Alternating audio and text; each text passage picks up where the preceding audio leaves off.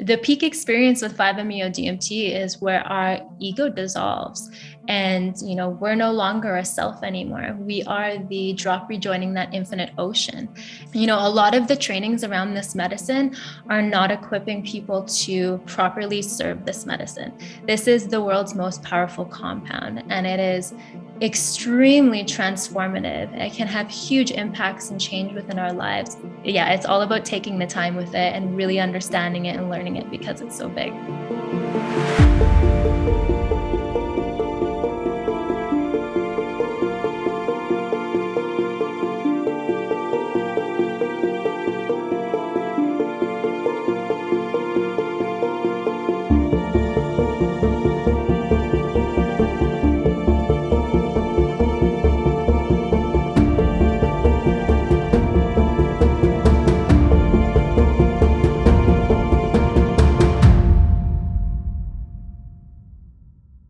Hi, everyone. Welcome to another episode of the Psychedelic Conversations podcast. So excited to have you guys here, as well as my special guest today. So we have Victoria in the house. Welcome, Victoria. So good to have you. Thanks for having me. So excited to be here. And just a quick background to Victoria. She is a Cavalier Collective retreat leader at Tandava Retreats, founder and president at F.I.V.E, DMT Information and Vital Education, F.I.V.E DMT facilitator and educator. So really can't wait to dive into this new platform of education, much needed right now. So welcome again, Victoria. And before we go into what you do and your gifts and your wisdom, let's talk about your story. What made you bring you to this work? Yeah, absolutely. I came from a really small town out of Canada in Alberta. It's called Grand Prairie. Most people probably have never heard of it. And, it's one of those small towns where people are always talking about escaping it, but not very many people do. And it's like a very dense energy, not a lot of self-exploration and freedom. And, I was able to, for the very first time on LSD, experience what it meant to be free, to be completely expansive with no limitations on myself. And, coming from this space, coming from this background in this hometown, heading into a music festival, which is where I first had this LSD experience, it was so expansive for me in my psyche that it completely shifted and changing everything, stepping into a space where people were completely free to be exactly as they are in their authentic expression. It really allowed me to feel like it's okay to be myself. And I had never felt that before. And this was over a decade ago.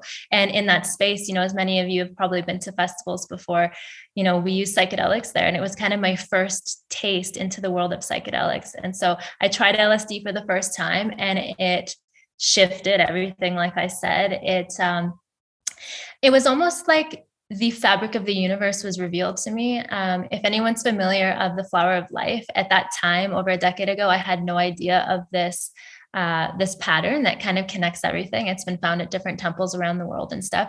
And when I did LSD, I seen it and it was so weird to me. It challenged all my belief systems. And, it made me look into things a little deeper. It made me understand that it's okay to work with these different types of psychedelics. And so that kind of just allowed me to dip my toe in. And after that experience, when I was there having that experience with LSD and I was still living in my hometown, the group of people that I found at this music festival, they were from this place called Vancouver Island, which, if any of you are from Canada, you know that this Vancouver Island, it's a very liberated space. People think how they want to think, they dress how they want to dress. Everything is just kind of free and loving. And so this allowed me to step out of my comfort zone again. And I left my hometown. I moved to this space where I was able to explore myself in a completely different way. I started working with psilocybin, more ceremonially with myself and with nature.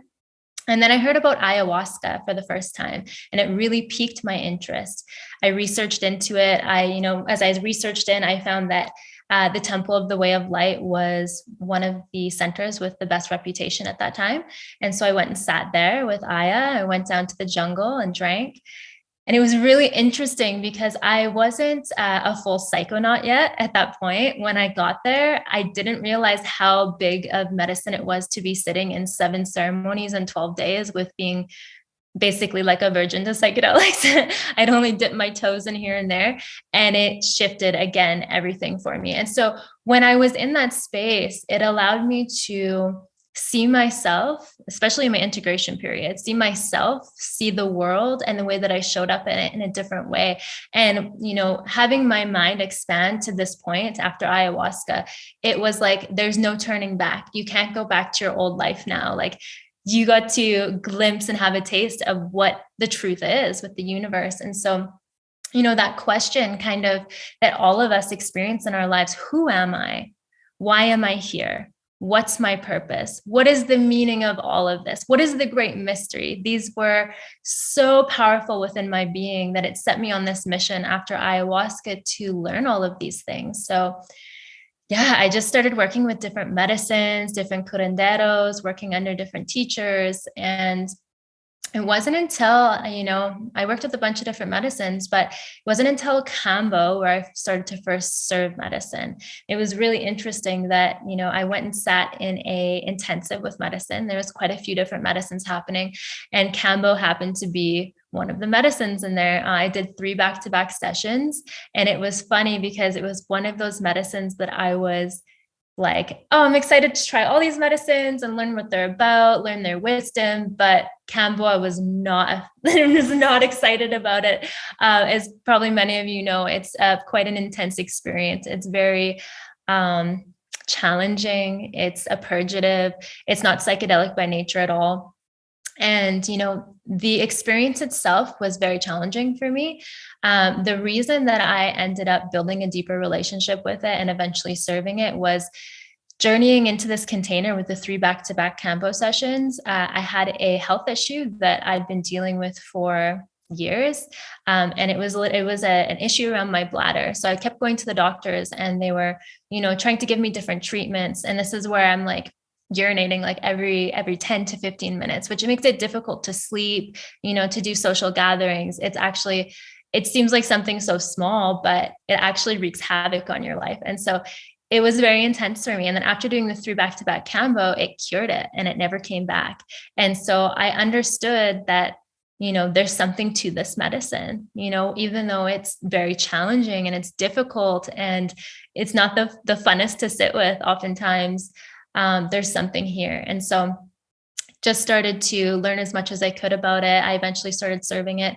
And while I was serving it, I was simultaneously building a relationship with 5-MeO DMT, which is the medicine in my heart that I love so much. I had a big experience in the mountains of Punta Arenas in Costa Rica. And, the peak experience with 5-MeO DMT is where our ego dissolves. And, we're no longer a self anymore. We are the drop rejoining that infinite ocean. And when we come back into the body, it's a new perspective. I like to say it's kind of like when you go into the experience, it's like you are wearing these glasses of unworthiness and you're experiencing your life through this unworthiness, through all the stories that you've accumulated. And it allows us to move through the world suffering. And when we get to experience our disillusion of ourself and we come back, those glasses that we were wearing that were our stories of unworthiness, they're now cleaned off. And you can see clearly, you can see the truth of what things really are, of what you really are, this divine being. And so I had a really beautiful experience with that. And yeah, it shifted everything for me. And, particularly it was so big for me because in my teenage years, I suffered a really big dark night of the soul when I was 13. A lot of stuff happened to me. Now I can say the world was happening for me, but back then it was happening to me. I dealt with sexual abuse and trauma, difficulty in the home life, extreme bullying, I ended up getting raped, and like, it was all these things that were causing me to go into those patterns of suffering, and I had carried them on into my life. And I had been working on them with different medicines, but it wasn't until 5-MeO DMT where I was really able to get to the core of those stories, where they came from and how to start healing them. And so I really got to see the profound nature of 5. And, I knew in that experience, okay, this is the medicine that I want to dedicate my life and my service to. Whatever that looks like, whatever that means, I'm not attached to it. But I knew that I wanted to seek all of the knowledge and understanding around this medicine that I could in order to be best of service for it. And so from there, it was a beautiful journey. It was a beautiful path. I started working. Well, actually, first thing I did is I became a sponge. So I went home. I learned everything that I could. I started reaching out to different elders in the community, pioneers, people who had more knowledge than I did, asking questions, watching documentaries, reading books. And then I did my first training in Canada with the medicine. And then I had 2 more trainings after that. 2 more trainings after that, just to learn as much as I could, which, it's really interesting. And I'm sure we'll go into this a little deeper in this podcast, but a lot of the trainings around this medicine are not equipping people to properly serve this medicine. This is the world's most powerful compound, and it is extremely transformative. It can have huge impacts and change within our lives, but it's really important that we're sitting with people who, are moving in integrity and safety. And, my very first training that I had was 6 days. If I had went out into the world and served after 6 days, I probably would have killed people. And I'm really grateful that I had the understanding after that experience and that training to, reach out to people who understood this medicine more and get more trainings, get more teachings from people. And just really take my time with this medicine, because it's all about taking the time with it and really understanding it and learning it, because it's so big. Wow, Victoria, thank you so much. It's very hypnotizing to listen to your journey and how it's kind of evolved. It had its own life, and it just kind of unfolded in a way that brought you here now, where you are, and in Mexico, of course. Look at that sunshine behind you. It's not. And look at my sunshine behind me. Yeah. Come visit. Yeah, so of course, that's definitely on my list. And so you guys are in Mexico. I say you guys because I'm a massive fan of you and Joël, because I'm also aware of your retreats, Tandava retreats in Mexico, which I will be definitely putting the links in the comments in the show notes after. So you said that 5, for short, you call it 5, which I like, 5-MeO. Yeah. So let's call it 5. So this medicine comes from the Bufo alvarius frog, Soronan desert frog, also known as, and then it can be also synthesized from nature. So we have now 2 of the same medicine. Before, I got so many questions that I want to ask, but let's begin with this quickly. What's the difference? Is it the same thing? Is it the same effects? Beautiful. Yeah, I love this question so much. So, 5-MeO DMT, like you said, it can come from the Bufo alvarius toad, or it can be synthesized in a laboratory. And, there are some significant differences between, but they're not experiential. On an experience standpoint, they are the exact same experience. And it was really interesting for me. I started my journey with Bufo alvarius secretion. And so I was very attached to that story of natural being better somehow. That's kind of, it's in our brains. It's very natural for us to think that. And, when I started to learn more about this medicine and learn under different teachers, I got to experience the pure molecule, we call it, or jaguar, or synthetic. There's lots of different names for it. And, everyone was telling me this experience is basically the same thing. And I'm like, all right, I'll believe it when I try it. So I tried it, and I've been working. We actually made the switch basically completely over from the Bufo alvarius secretion to 5-MeO DMT, the pure molecule. The experience is the same. The difference here between the two is, safety because with the toad, there's anywhere from 5 to 29% or 10 to 29% 5-MeO DMT in it. So, all the other stuff inside of that secretion, the different alkaloids and tryptamines, some of those are cardiotoxic. And we work with a lot of elderly participants. So, we need to make sure that people aren't, especially if they have underlying heart conditions, aren't in jeopardy. The other is dosage specificity. Again, because of that statistic, anywhere from 10 to 29 or 30% 5-MeO DMT, you really never have any idea how much you're giving someone with the bufalivary secretion. And then the other is conservational issues. The toads are facing a lot of harm right now. They have been for many years due to the rise in popularity with 5-MeO DMT. They're being over milked. They're being taken into captivity. Some of the milkers are taking them out of their natural habitats to go milk them somewhere and then not bringing them back to their natural habitats where, I can't remember the exact statistic around it, but I think they don't leave like 50 meters away from their home. So they're constantly trying to get back to their home and like having to cross roads and getting hit. So, there's really no need for us in our practice, there's no need for us to be working with the toad secretion, as it's actually safer and it's more ethical. And the experience is the exact same with the pure molecule. Yeah, that's great information. So I also am aware of some of these Facebook groups. They are really actually hilarious. Some of them have these hilarious titles where like stop the bufo gangsters, or like underground people who are trying to make money out of also harming the nature, harming these animals. So isn't it crazy that we can get such a medicine from a frog? And it just baffles me to think this comes from this frog. And just like everything else, as humans, we touch everything we touch, we destroy it, especially when there is something like that coming out of the animal. And even Cambo, you talked about the Cambo earlier. Cambo is another frog in the Amazon, right? And again, they take and he carries this toxin on his back, I guess, on its back, and then you have to scrape it.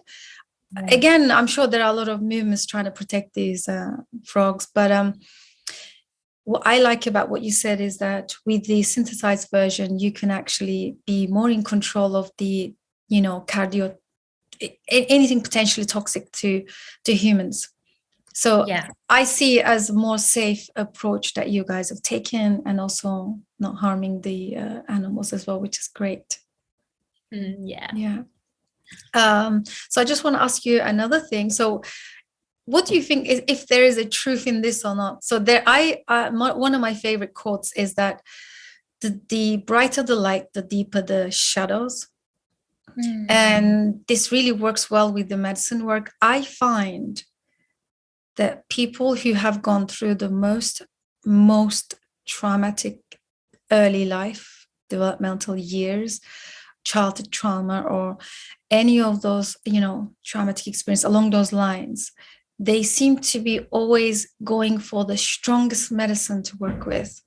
Do you think there is a truth in that?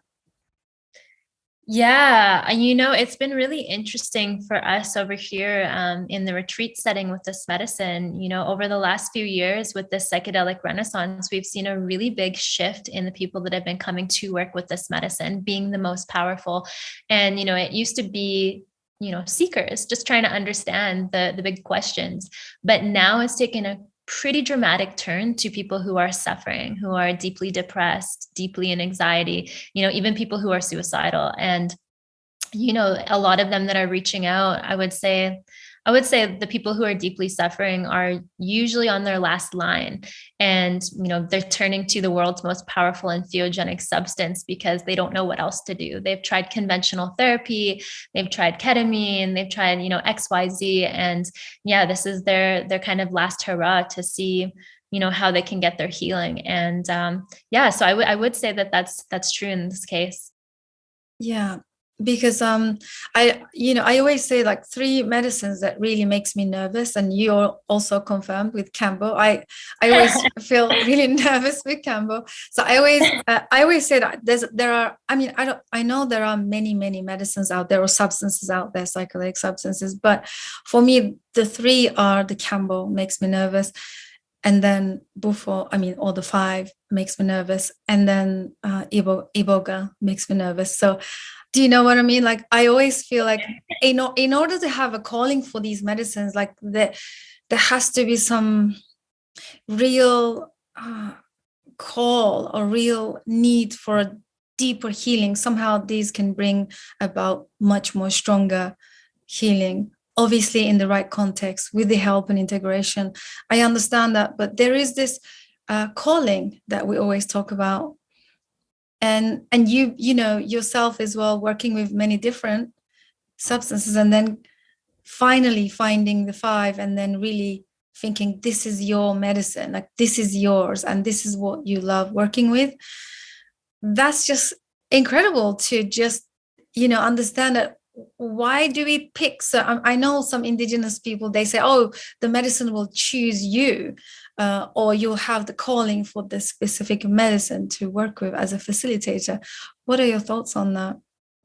Yeah, I can't speak for everybody who's walking the medicine path, but I can say that, in terms of Cambo, it definitely found me when I was in need and I had an issue that I couldn't get any help from conventional medicine from. And then with the 5-MeO, I definitely feel like it called to me like 100%. Wow. And from here, can we talk about the education part? It was very moving to hear from you that, the maximum days of training you received was 6 days. And if you was to go out in the world, that would have been quite detrimental. So let's talk about the education part of the F.I.V.E, because it's the only education I've gotten is from Hamilton Morris, because he's quite a big advocate in leaving alone the frogs and then going for the the synthesized version. And so I have this little pamphlet as well, and that's Cool. yeah, that's all I have, and that's as far as it goes in terms of education. Mm-hmm. But luckily, I'm surrounded with you guys that continually posting and leading the way, educating people. So therefore, I feel lucky. And also, I love that bravery and the courage you and Joël have in terms of calling out people, all these facilitators that are, misleading everybody. And also in terms of like teaching and educational part, there's so much lack. Is it because it's a very new substance that we don't really have that traditional foundation like ayahuasca has, or the ibogaine? Because ibogaine and ayahuasca, all of these, or iboga, let's say, sorry, ibogaine it's different than the iboga. Let's say iboga and ayahuasca, they have great foundational, like a traditional use, but somehow when it comes to 5-MeO, what's happening here? We don't have that. And who decides, or who will pave the path in this medicine? Yeah, I love this topic. This is my favorite topic, and I feel the most important topic to talk about at this time. It's exactly what you said, completely. We have no ancient wisdom traditions who are passing on this knowledge to us. We've only been working with this medicine, roughly between 30 to 40 years. And, it was first synthesized in 1936, but we never really started using it, until that boom with the toad. And, really what it is a bunch of people who are taking small trainings and just holding the world's most powerful medicine and trying to figure it out. And, I think that that's fine for a time period. But right now, what is happening is we're in a teething process. We are learning what is okay, what's in integrity, what's important in these containers, and, what is not working. And, the key right now, I feel, is in education around this. We've been through the teething process. We're seeing the craziness that's happening, the dangers, the unethical use of this medicine, the unethical taking this medicine from its natural habitat. And there's just so much to this, really. There's so much content. And, when we educate each other, when we're educating, the people who are coming to this medicine, we're educating facilitators of this medicine, and we're educating facilitators who are, wanting to work with this medicine. That's where we can see a lot of change happening, because we get a lot of people who are wanting to work with us, but again, they're doing 6-day-long trainings, and, it's completely out of integrity. People are having big, bad experiences. They're, falling victim to PTSD, crazy things like sexual abuse. I'd actually like to just take a step back and just talk about, there's this thing called ego superiority. And it's something that we're seeing coming up within the medicine space of 5-MeO DMT, where, we're working with the medicine of the ego.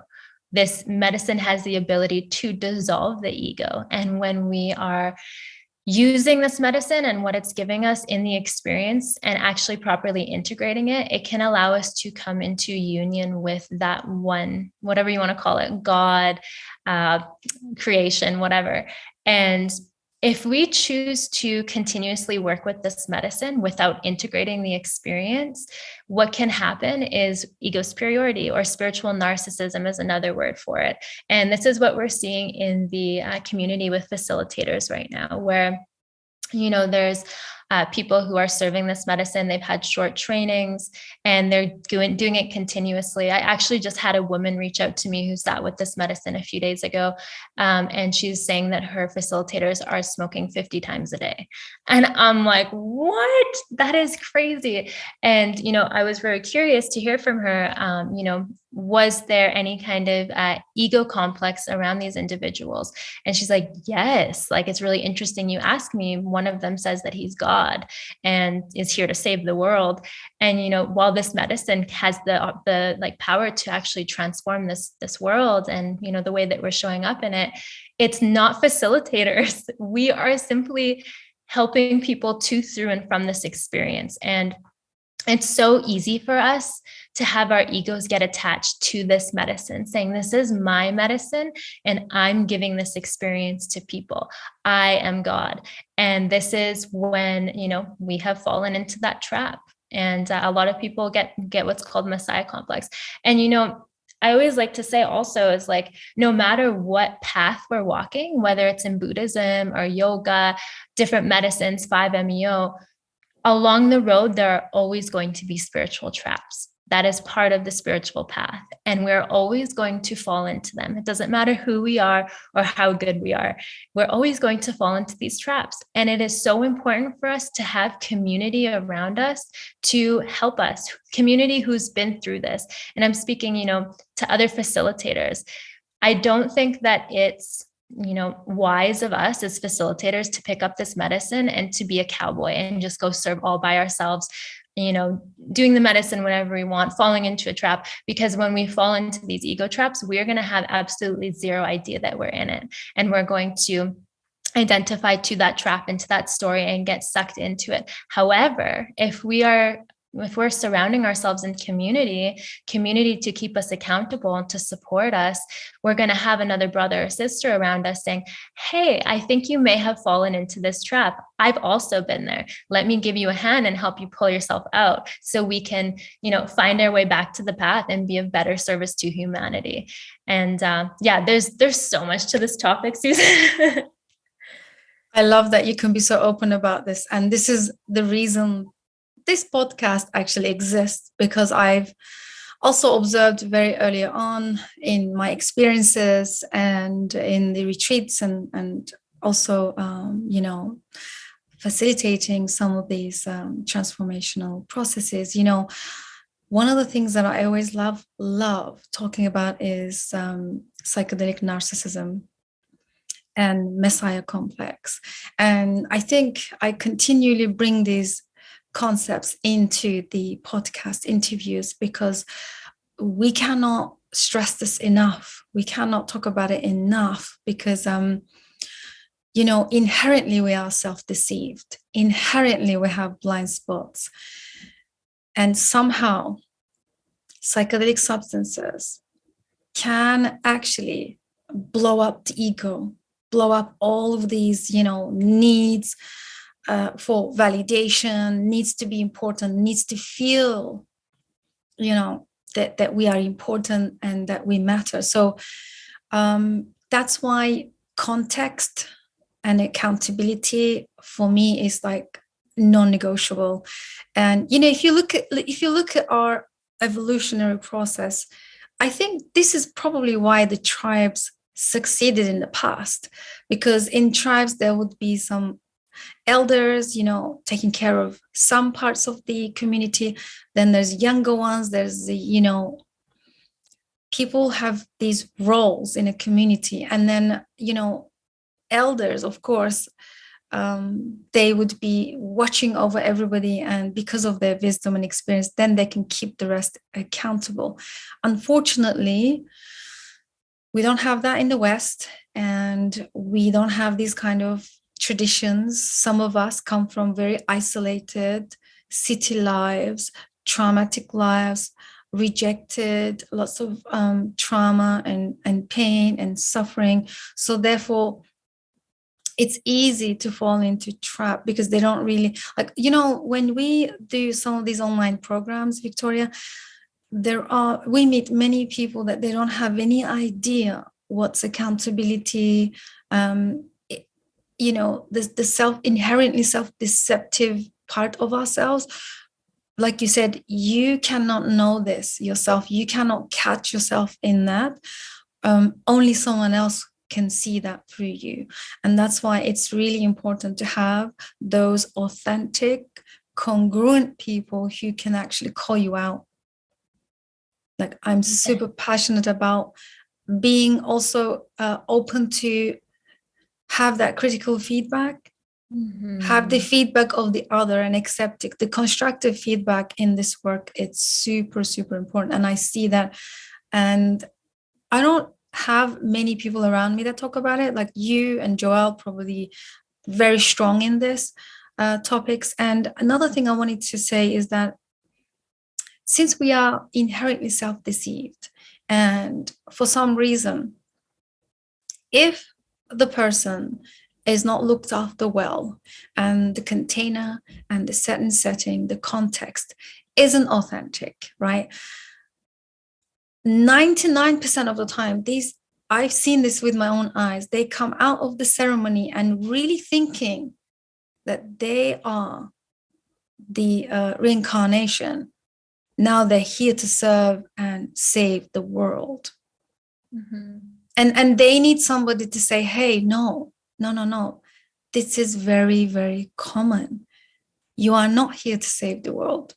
That strong belief that you're here to save the world is actually your internal self saying, save yourself. Let's save you, because that's the level of work that is required. I always see that as an interpretation of the bigger the need or desire to save the world is actually directly proportional how much we need to be saved inside ourselves. So they need somebody to say, hey, look, this is very common, and let's bring you back to the earth. Yeah, right? Absolutely. I love that you brought that up. Yeah. And that's where I feel that this platform, and just to preface for everybody, it's going to be an important platform. It's called F.I.V.E, and it stands for 5-MeO DMT Information and Vital Education. It's going to be rolling out very soon, I think in about a month. And, this is going to be for anybody who's interested in 5-MeO DMT, from people who've never sat with this medicine, people who are avid psychonauts of this medicine, and people who are facilitating or wanting to facilitate with this medicine. And, we can't be the police. That's not what this is about. We're not the facilitator police. What this is about is, bringing awareness and education around this medicine of what is safe, what is effective, what is an integrity, and educating people, particularly people coming to this medicine, because it is a new medicine, people don't know what to expect. They've seen the big, amazing experiences that 5 can have, and they just want to go sit with it, but they don't know how to look for, a safe facilitator. They don't know what a proper container looks like. They don't even sometimes know about preparation or integration. And so a lot of the time, people who are coming to sit with this medicine, they'll go into like a 20, or I've even heard of 100-person ceremony, get piped up. The person who's facilitating won't even learn your name, and they'll just leave you to pick up the pieces afterwards. And, the mind not understanding or knowing what this experience can do, that it can go offline and then coming back online into the body, it can be completely earth-shattering to your entire existence. And so while this is a big and beautiful medicine, we need to educate people of the importance around container. And, that's why my partner and I specifically work here at Tandava Retreats with containers, retreat containers specifically. We don't take people for one day and then they just leave. It's a very thorough process. We've got a 4 to 6 day container, and we start 2 weeks before with preparation and then a month afterwards with integration. Because, the thing is, without a proper container with this medicine, a lot of the time what we see is peak experiences. So people have a big, amazing, profound experience, but because you had nothing to integrate with, it was just that. We don't get a lot out of the experience. We don't know how to integrate it into our lives. And then we just go back to our ordinary life and we think, oh my gosh, that was so amazing. Oh no, I fell into a pattern again. I got angry and I yelled at somebody. I'm so unenlightened. I need to go back to 5-MeO DMT again and go do this experience again so I can be enlightened again. But that's not what it's about. And so there's just so much to educate people around, even the challenging experience. We hear so much about how blissful and amazing this is that, oftentimes if a challenging experience comes up and we've never even heard about a challenging experience, it can be intensely crippling to us. It can cause PTSD. And it's just important to know everything beforehand that can happen so that we know how to navigate it safely. Yeah. Yeah, that's beautiful. So Victoria, if the contradictory part of the substances, or let's say we're focusing on specifically on 5-MeO, obviously here, but isn't it true for all medicines or all substances? I call them medicines. A lot of people call them psychedelics. I call them psychedelic medicines because I really truly believe that they are. I mean, I have also no issue if people are exploring it on a recreational approach, but that's fine, But it's because it's never been my reality. It's never been my experience to have them, recreationally. I always look at them as a tool for holistic modality in order to use it to transform some parts of our lives, if not all, if it's even possible. But so therefore it's very easy for me to call them medicines. I think this is also true for all of them. All of them need a container. All of them can be very powerful, and all of them can be, addictive. And this is the contradictory part, because a lot of our leaders, they say it is impossible to be addictive. But I've seen on an ongoing retreat that I experienced years ago, I seen it with my eyes that so many people will continually come back, just like what you said, just because they haven't integrated the experience. So therefore they go back into their lives, and that life is still messy, full of people that are giving them hard time. They haven't changed anything over there. So it's easy to come back to the ceremony and sit with the medicine again and again, despite the difficulties, despite the challenging experiences. Somehow it's okay to do that, then actually take action to change or integrate into their lives. So one of my favorite subjects to talk about is the capacity, having that inner capacity to actually go and make different choices. And this comes back to our power dynamics or relationship entanglements, because all of us, we are surrounded with family members, intimate partners that are always entangled in some way or another. Entangled meaning like we are bonded in ways that there's a trauma dynamic piece there, and therefore it's easy for somebody to go to a ceremony, have the big experience, but then come back and lose it. if they haven't got that ongoing support and education and integration process, which you said you offer even after the ceremonies. I think this is so incredibly important. And what are your thoughts on the substances being addictive? Yeah, I feel it's less the substances being addictive, but the experience itself and the feeling of it, the story, attaching to the story of our enlightenment, that we're somehow fixed, we're somehow healed and saved when we sit with these medicines. And so that's the addictive piece there is, constantly clinging to this desire and need to be completely cleansed and perfect. And yeah, it's unfortunate because, and especially in the F.I.V.E space, there's not a whole lot of integration talk happening. It is starting to happen now, but yeah, there's a lot of containers out there without integration, if any. And I think that's where we're seeing a lot of the messy stuff happening, and a lot, actually, the addictive behavior, a lot happening within facilitators as well, coming more to my knowledge. So yeah, I'm really looking forward to F.I.V.E coming online and getting some more information out there to people of why not to use constant use with this medicine, really taking the jewels and treasures that it's offered us within our experience and in our integration, and taking the time to allow those flowers to bloom in their own time. And yeah, I feel that as human beings, we want a magic pill right now. We want a quick fix. A lot of people think that they have this experience with this medicine and everything's going to be completely different when they get home. And it's really important to let people know beforehand, okay, this is a big, amazing experience and it has the opportunity to transform your life in ways you could have never imagined. However, you have to do the work. Otherwise, if you don't do the work, you're just going to go back into your regular patterns and you'll stay there. And so yeah, really, really working with an integration specialist can be powerful. I know that that's not always in people's budgets and things like that, but I do feel that it's important for facilitators to, in some way, include integration into their containers for people, because otherwise, to me, what this seems like is a money grab. It's come do medicine with me, give me my money, and you can do whatever you want with your experience. If we have the understanding and knowledge that these experiences are only peak experiences for the most part without integration, then it's out of integrity to be serving without integration, in my opinion. Yeah, absolutely.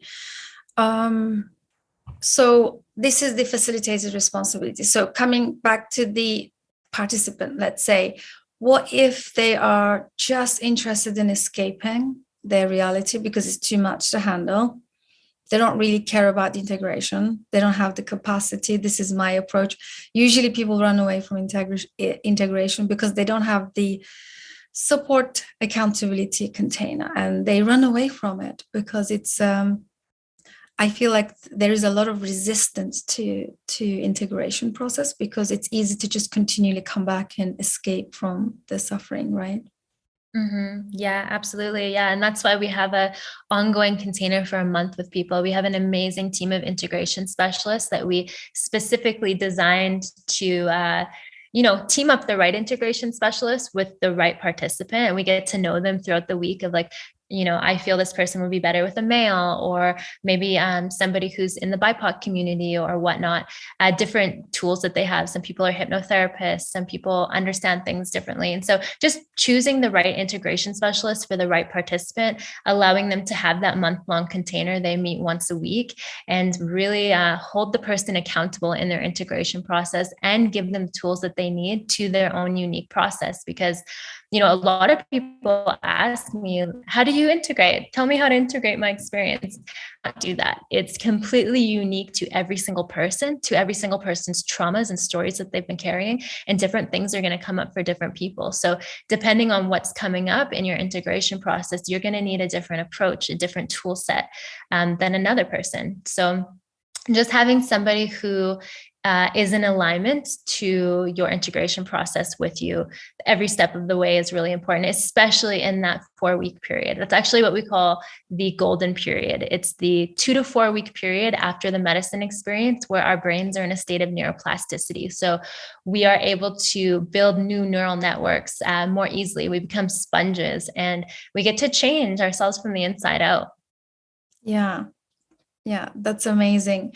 Victoria, now let's talk about your baby, F.I.V.E, the platform. So you said it's going to be launched around a month or so. I'm sure we'll have that probably as soon as you let us know whenever that launch is. So how did it come about? How did I know you've been working so hard on this platform. So yeah, talk to us a bit more. What is it going to have, and how people can use it? Yeah, how it came about was really a mixture of what I was experiencing beforehand in the community, as well as my own personal process. As I explained my personal process with this medicine, I had to do, 3 different trainings over a year-long period to actually feel safe enough to hold a pipe for somebody. And, unfortunately, I don't feel that every single person would take that approach. They might just take that 6-day training and feel confident enough to go serve this powerful medicine. So I got to see kind of the ins and outs of, what is safe in practices and what is not safe. And also getting to do those 3 different trainings, getting to witness different styles and understandings of the way people hold this medicine, different ways that people receive it, what works, what doesn't. And so there was that on my personal process. Then what was happening before launching F.I.V.E, or before putting together the idea of F.I.V.E, that, all the craziness in the community, all the different deaths that were happening due to facilitator negligence, serving in sand, serving in the water, the whole kabobble of a facilitator pouring water down somebody's throat and serving rapé and people dying, sexual abuse scandals, just this crazy wild circus of things happening. And then to top it off, which really set the wheels to motion, was I was having many friends reach out to me with crazy horror stories that were happening to them. And one of them, a sister, reached out to me, and she had never sat with the medicine. And she said a sister of hers was going to serve her 5-MeO DMT, but her friend had never sat with 5-MeO DMT, and she had only just wanted to start serving it because she knew that she would make money serving it, and that she had a connection to the medicine itself, like being able to get it through the underground pipeline. And my alarm bells just started going off. I'm like, no, can you please connect me with this woman? I would love to talk to her and just, explain why it's important to respect this medicine and the people coming to sit with it. And so luckily she came onto a Zoom call with my partner and I. We had a really nice long conversation, but even going over all the dangers and the things that we've experienced in container, her eyes just glazed over, and it didn't matter anything we said. She was still going to pursue serving, even though she didn't know anything about the medicine. And it just it made me feel so helpless, knowing that there was nothing that I could do, and that there's probably going to be people getting harmed by that experience. And so I sat in the shower one day, and this idea just came to me: an education platform. That's what we need. And so, yeah, I brought it to my partner. He thought it was a fantastic idea, and then just started forming around that. And so what it's going to include is a lot of stuff. It's very juicy. It's going to be free for the public. Like I said, anybody that's interested in learning more about 5-MeO can come to this website. It's going to have an information page. It's the longest information on 5-MeO on the internet, I believe. So you should be able to find a lot of information in there. There's an FAQ page. If you cannot find your question on the entire site, and on the FAQs, on the information and the rest, you'll be able to ask your question there and someone will get back to you. We have integration specialists. So these are integration specialists who understand 5-MeO DMT intimately. They have experienced it themselves. They understand what can come up from the experience. And they're there. So anybody that has a wild experience and needs help integrating, or even a normal experience and needs help integrating, they can go on that page and connect with an integration specialist to get support. We've got a resource library. So it's got podcasts, documentaries, lectures, books, scientific research, conservation page. So understanding, what's going on with the toads, understanding what kind of risks they're facing. And for those that are still wishing to work with that sacrament, there's a best handling toad practices on there. So really just understanding, if you are going to go in there and go and milk the toads, how to do it that's not going to harm them in any way. And there's so much. There's scholarship pages on here, and Yeah, even also for people who've never sat with this medicine before and are really wanting to sit, we have a safe and vetted retreats page. So these are different retreats that hold this medicine, and just knowing that they're safe, as well as facilitators as well. And yeah, there's a lot more to it as well. But yeah, that's a little bit of it. Super exciting and sounds so comprehensive. Wow. Yeah. Yeah. Look forward to it. Look Me forward to too. it. Yeah. Thank you for doing that. So necessary right now. It's so needed. Yeah. Yeah. Oh, sorry. I just wanted to mention one more thing that I think is important about the F.I.V.E platform is that we are also going to have a facilitator training program.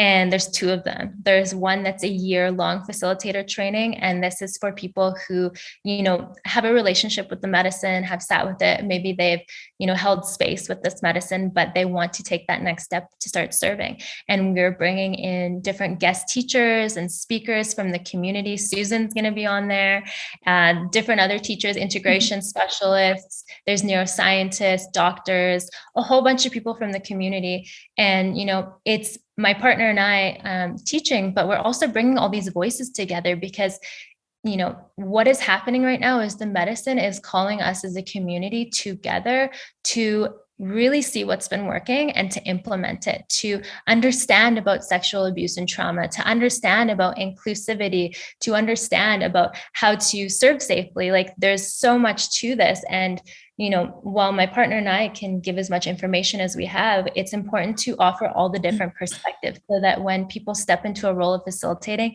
they really do have all the tools necessary. And so we have that 1-year facilitator training, and then we also have a 3-month facilitator refinement training. So these are people who have already been serving this medicine, but they would like to sharpen their tool sets with it. So yeah, I just wanted to mention that because it's a really cool feature of the website. Wow. Incredible service to humanity. Thank you so much for that. And I'm looking to also contribute as much as, I can in my power. Thank you. Thank you. So I want to dive into a more practical side of the medicine now. And for those who are interested in experiencing and they've been looking at it, they've been looking and reading and also maybe scared of the horror stories. What are your thoughts? Let's begin with how Mike Tyson is also talking about this, right? Like, tell me about your feelings and what do you feel about how he is promoting? Firstly, I love Mike Tyson. I think he's an incredible human being. However, I do feel that the way that he is representing the toad in specific is out of integrity. I was just at the Microdose conference not too many months ago, and he was on stage talking about, I think he said he was like smoking it like 3 times a day or something really crazy like that.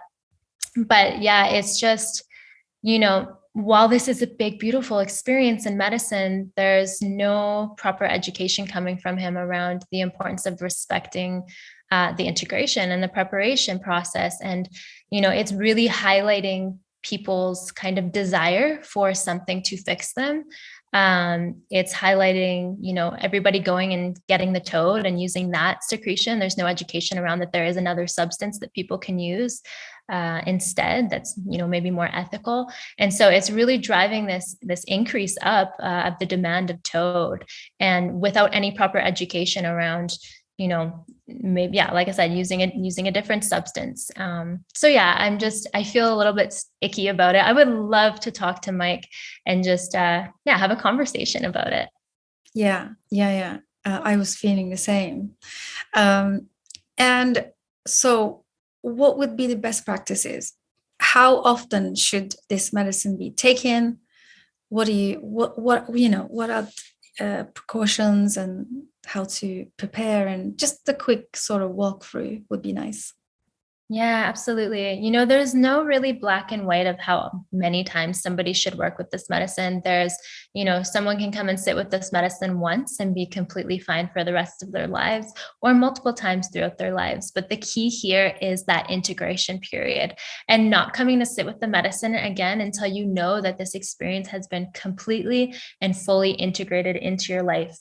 And then from there, if you feel a very strong call and desire, really evaluating where that desire is coming from. Is it coming from ego wanting to, attain enlightenment?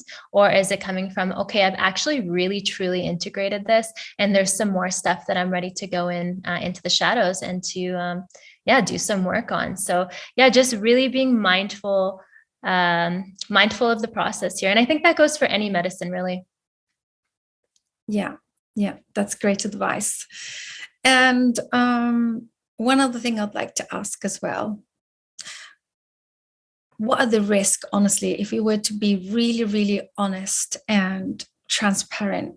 Have you guys seen situations where it was really scary and, like in terms of risking health risks and anything like that, any side risks maybe? I don't know how to talk about it because this is not the medicine that I know a lot about. So I'm relying on your experience. Like, what is the most challenging thing when it comes to serving F.I.V.E? I would say getting people to take the commitment seriously, getting them to properly commit to that integration period, because like I said, a lot of people come to this container thinking it's the magic pill, and they come, they have a big amazing experience, but then the integration afterwards, it can be really difficult for people, particularly when they fall into old patterns. So I think the most challenging thing is when people get back into their regular everyday lives and they hit that first trigger or that first pattern, maybe a deep anger comes up, or whatever your patterning is, and then suddenly feeling like every single thing, the whole experience was all for nothing, everything's down the drain, and we're ruined forever, we're going to suffer, and then we're going to die and our life is over, but this is actually a part of the integration process. It's like, we explain to people, when you come and sit with this medicine, it's like taking a grenade and throwing it into your subconscious mind. And when you go back into your integration process, everything starts to come up, and you have this heightened ability as an observer to see your mind in a different way. Normally throughout the days before medicine experience, your mind is a monkey mind, and it's hard to really understand what's going on in there. It's just pure chaos. But after a 5-MeO DMT experience for, in that golden period, anywhere 2 to 4 weeks or even more, we have this ability to see what's coming up in our own minds. And instead of our minds being the master of us, we become the master of our minds. But like I said, it takes work. And so keeping people on track with the work and not getting discouraged when things come up, because it's very natural for us to attach to our suffering when it comes back up. Yes. Yeah, that's so valuable. And is there any particular person, or do you turn down anybody? For example, they want to come for the experience, but somehow you must have these screening processes where you kind of look at who should be doing this medicine, who's not recommended for. Mm-hmm. Yeah. I mean, we have that screening process. So that really helps us to, see where people are at physically and mentally, psychologically, making sure that they're safe and sound. So as long as they're within the contraindications list, then we're good to go. But, there's also a few other things that we look out for. If there's somebody who, for example, has extreme OCD, and maybe on top of that has an extreme resistance or aversion to spirituality, because this is a spiritual experience. Even if you're an atheist and you have this experience, it's very spiritual. And so, the reason that I say OCD and an aversion to spirituality is because OCD is all about control. And this experience is about losing complete control, completely surrendering. So if we have a complete aversion to surrendering and a complete aversion to spirituality and all of that, it can be an extremely challenging experience for someone. So then, in that case, we start really getting to the nuts and bolts of where these aversions come from and evaluate if this person is the right candidate to come sit with this medicine. I didn't realize the extreme OCD levels were interesting to pay attention to. So when you say surrender, so the medicine, so I heard that this is the medicine where you can't control, you said it as well, in terms of, do you completely lose yourself? Like, is it complete out of body experience?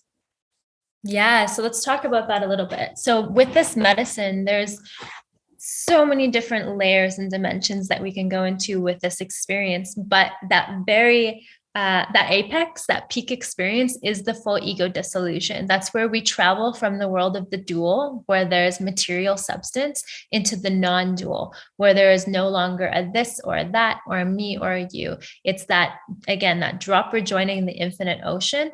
And we become everything essentially.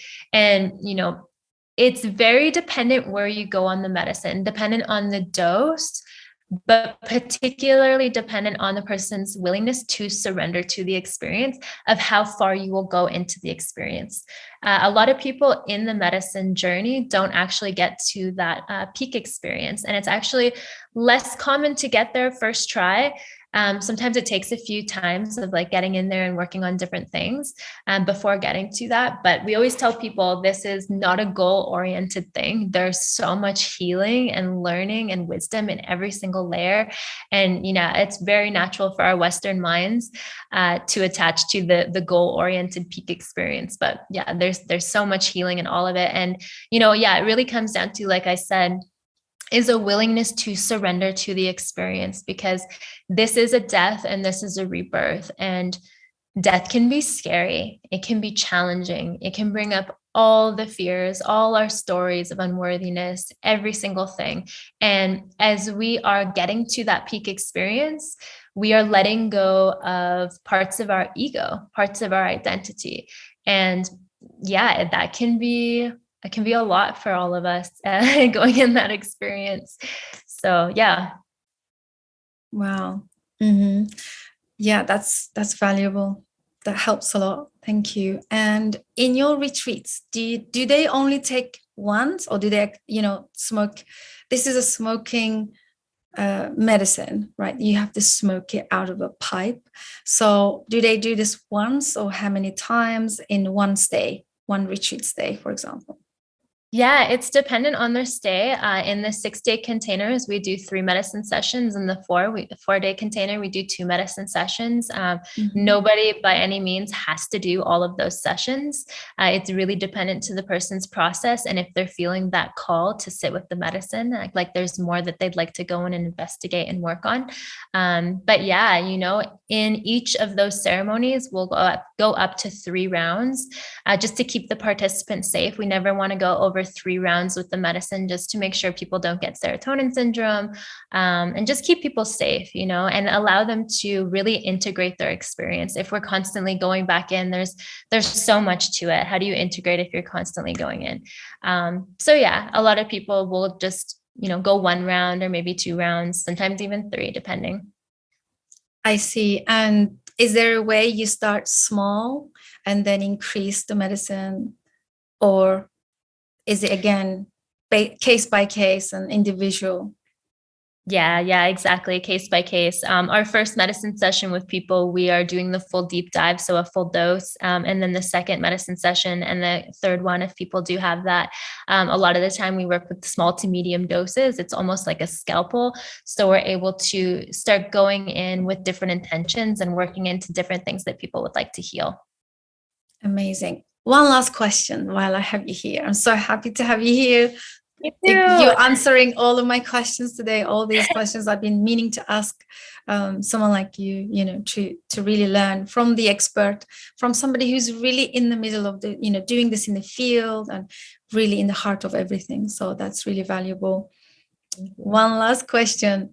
What about the activations? I read a lot of people talk about activations after 5. What is that and why does it happen? Reactivations are a big mystery. Nobody really has any idea. We all have our theories of what it could be. Nobody can say that they actually know. So what reactivations are is the experience all over again. It can be re-experiencing from a small little glimmer of the experience, or the full-blown 5-MeO disillusion into the infinite. And, a lot of the times this happens during the witching hours between 2 and 4 a.m. And, it can also be triggered when people are in breath work or meditation, different practices like that. A lot of the time when we're sleeping, we can wake up from our sleep and be in one. Sometimes I've had dreams where I'm having a reactivation in my dream. I have more of those than I do while I'm awake, which is interesting. But yeah, they're a very interesting phenomenon. They can be scary and they can be liberating all at once. It depends on what your kind of what your feeling with surrender is. People who have are more easily able to surrender into the experience, find them more blissful, like they're able to touch the experience once more to get some knowledge that maybe they missed out in their experience and just learn more from it. Whereas people who maybe have a difficulty surrendering to the medicine experience, the reactivation will come on and they'll start to get afraid and start to fight it and think, oh no, like I'm going to die or something like that. But yeah, some of the theories are that reactivations are, it's such a big experience happening within you that afterwards they're almost like reverberations still working on you for a period of time afterwards.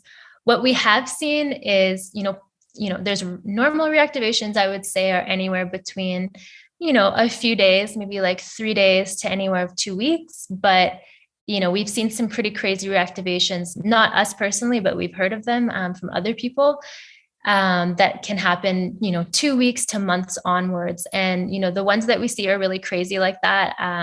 They can actually be really crippling to people, especially if they're happening 24/7 for people. We had a man who got his hands on some medicine online, and he didn't go anywhere with anybody who was trained with this medicine. He got his wife to watch him while he went in. And when he went in and he opened his eyes, like halfway through, his wife was like looking scared, and he like freaked out and thought that he was like letting his whole family down. And he tried to pull himself out of the experience and walk it off instead of allowing that energy to completely arc and to go into the experience. So afterwards, he had crazy reactivations 24 hours a day for like, I think it was like a month that we were integrating him from somebody else.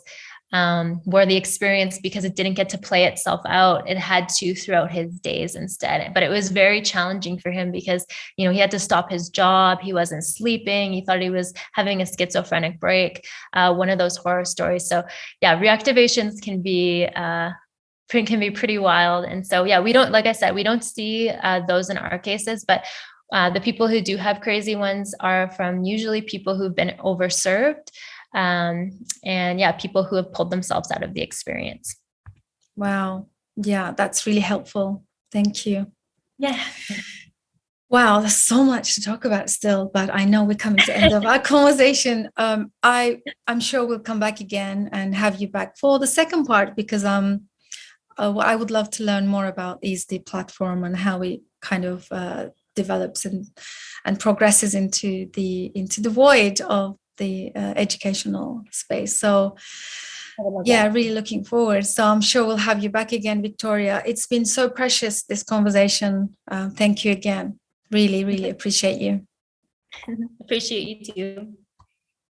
And before we let you go, any last words, words of wisdom for our listeners? You are all worthy.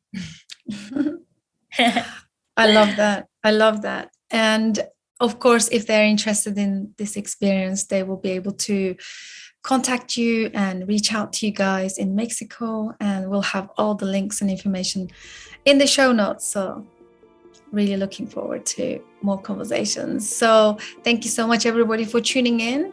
Hope you guys enjoyed it. If you have any more questions or anything you would like to ask, or even share your experience, please feel free to drop them in the comments, or you can reach out to Victoria. Thanks again. Thank you, Victoria. Thank you. Thank you, everyone. Thank you. Bye for now. See you on the next one.